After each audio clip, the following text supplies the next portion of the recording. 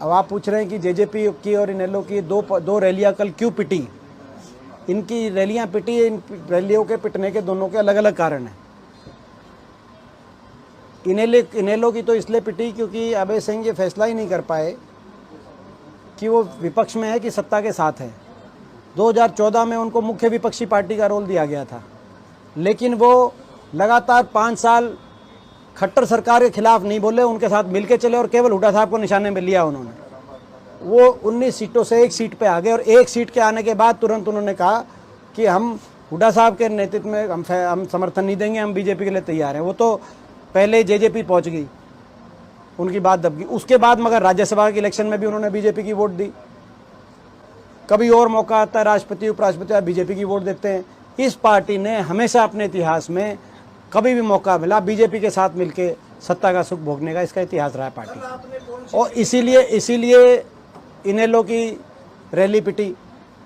JJP की क्यों पिटी, उसका अलग कारण है।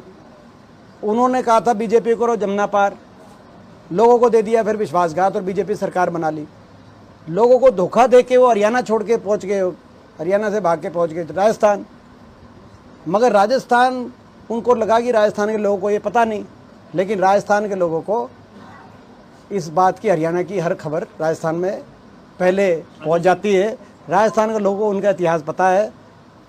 और केवल आज ही नहीं, बीजेपी के साथ मिलके इन्होंने पहले भी जहां भी रहे वहां इस पार्टी का इतिहास है। राजस्थान में भी इतिहास है।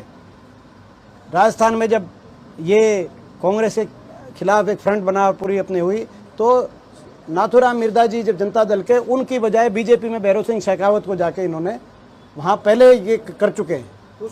तो इस तरह के जो है धोखे की खबर राजस्थान में पहुंच गई थी पहले, इसीलिए उनकी रैली इसलिए पिटी।